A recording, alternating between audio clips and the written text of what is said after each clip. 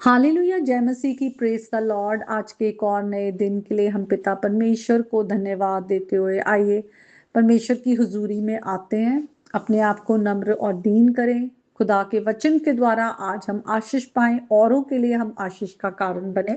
जो प्रेम का सुसमाचार हमने रिसीव किया है, जिसके द्वारा हमने उद्धार पाया है, अनुग्रह परमेश्वर का हम पर आया है, हम औरों तक भी लेकर जाएं ताकि वो भी उद्धार का जीवन पाए, परमेश्वर की रोशनी में आए।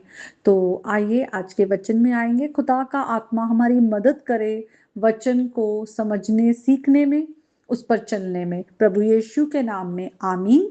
और आज के वचन में हम आते हैं। अगर हम भजन संहिता 94 में जाए, वहां पर लिखा हुआ है कि जिस परमेश्वर ने आंखें दी है, क्या वो आप नहीं देखता?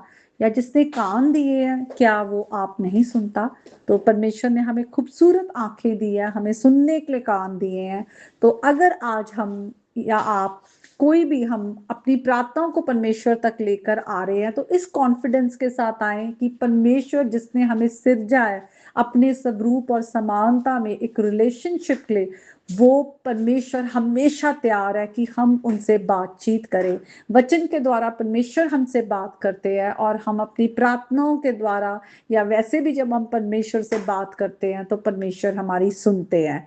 तो हम आज के वचन में ऐसा ही देखते हैं। अगर हम निर्गमन की पुस्तक उसके 3rd चैप्टर में आए, एक्सोडस में, वहां पर देखते हैं कि किस तरह से जो जलती हुई झाड़ियों के वहां पर जब परमेश्वर ने मूसा को दर्शन दिए, और फिर वहां पर हम देखते हैं कि मूसा के साथ परमेश्वर ने बातचीत की, और वहां पर परमेश्वर ने क्या कहा, हम 7th से लेकर 10th वर्स तक देखेंगे और पढ़ेंगे। और वहां पर लिखा हुआ है, यहोवा परमेश्वर ने मूसा से कहा कि मैं तेरे पिता का परमेश्वर, अब्राहम का परमेश्वर, इसाक का परमेश्वर और याकूब का परमेश्वर हूँ। फिर यहोवा ने कहा, मैंने अपने प्रजा के लोग जो मिस्र में हैं उनके दुख को निश्चय देखा है, और उनकी जो चिल्लाहट परिश्रम करने वालों के कारण होती है उसको भी सुना है, और उनकी पीड़ा पर मैंने चित्त लगाया है। तो यहाँ पर देखते हैं कि किस तरह से हम देखते हैं कि जो इजरायली थे वो मिस्र की गुलामी में थे, एक लंबे पीरियड के लिए थे, 400 साल तक की। और वो वहां पर जो मिस्री लोग थे वो उन पर बहुत ही कठोर तरीके से उनसे जो थे वो काम करवाया करते थे, परिश्रम करवाया करते थे, और उसी वजह से वो लोग वहां पर बहुत परेशान थे। और यहाँ पर परमेश्वर जो है वो मूसा से कहते हैं कि किस तरह से उनका रोना जो है वो मेरे तक पहुंच गया है, उनकी गिड़गिड़ाहट मेरे तक पहुंच गई है, और उनके दुख को मैंने देखा है। तो परमेश्वर ने जब अपने लोगों की चिल्लाहट सुनी, उनका उनका जो जिस दुख से वो निकल रहे थे देखा, तो परमेश्वर ने क्या किया, परमेश्वर आगे कहते हैं, इसलिए मैं उतर आया हूं। परमेश्वर जो आसमान में है वो परमेश्वर उतर आया अपने लोगों के लिए कि उन्हें मिस्रियों के वश से छुड़ाऊं और उस देश में लेकर जाऊं जिसमें दूध और मधु की धारा बहती है। और आगे लिखा है, मूसा से यहोवा परमेश्वर कहते हैं, अब सुन, इजराइलियों की चिल्लाहट मुझे सुनाई पड़ी है, और मिस्रियों का उन पर अंधेर करना भी मुझे दिखाई पड़ा है। तो जो लोग दुष्टता करते हैं, जो लोग गलत करते हैं, परमेश्वर उनको भी देखते हैं। जो लोग उस सतावट में होते हैं उनको भी देखते हैं। तो परमेश्वर ने देखा कि किस तरह से मिस्री जो थे प्रभु के लोगों के साथ जो था बहुत ही गलत व्यवहार कर रहे थे। और फिर यहोवा परमेश्वर मूसा से कहते हैं, इसलिए तू अब जा, मैं तेरे को फिरौन के पास भेजता हूं, और तू मेरी प्रजा को मिस्र से निकाल ले आ। तो हम यहाँ पर देखते हैं कि किस तरह से परमेश्वर यहोवा को अपने लोगों की चिंता है, अपने जिनके साथ उन्होंने वाचा बांधी है पूर्वजों के साथ, अब्राहम, इसहाक और याकूब का परमेश्वर, वो अपने लोगों के प्रति वफादार है, और वो अपने लोगों को कभी भी नहीं छोड़ता।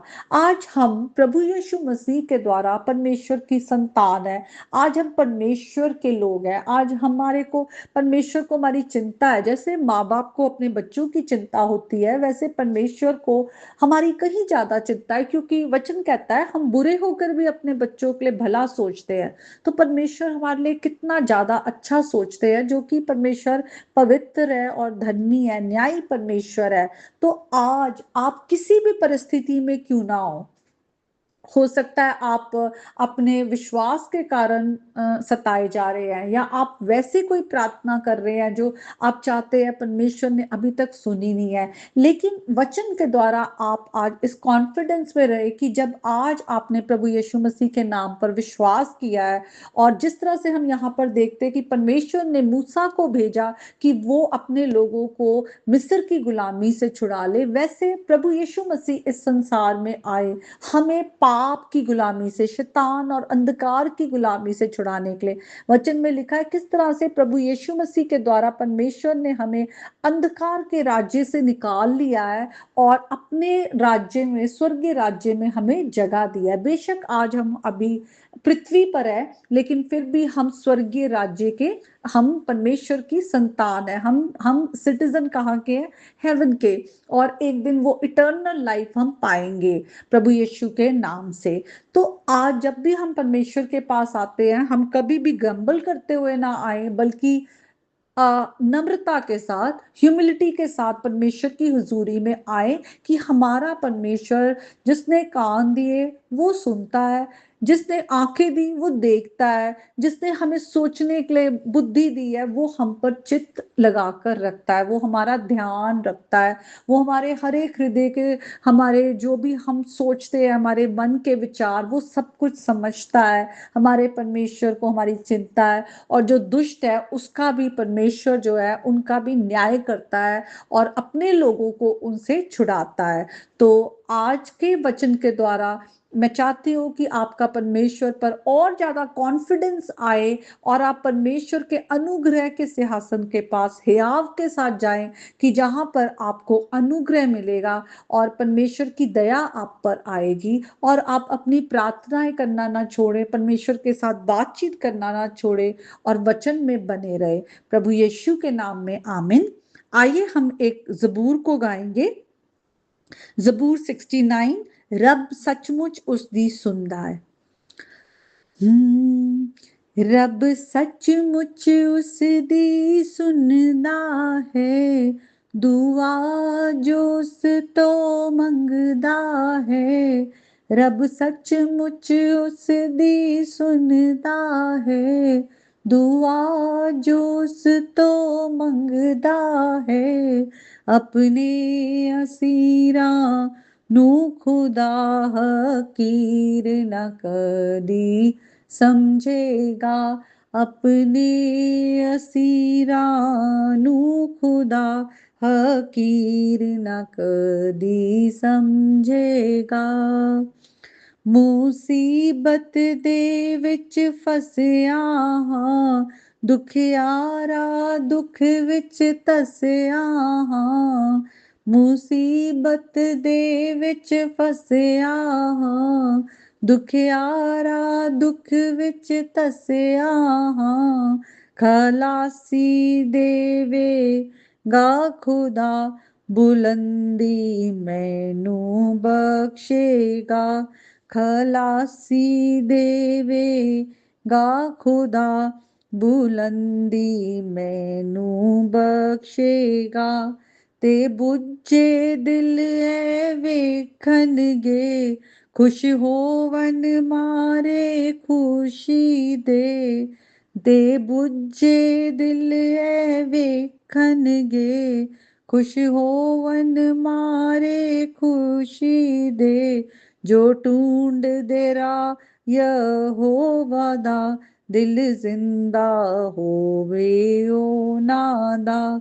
जो ढूंढ देरा यहोवा दा, दिल जिंदा होवे ਉਹਨਾਂ ਦਾ। हालेलुया।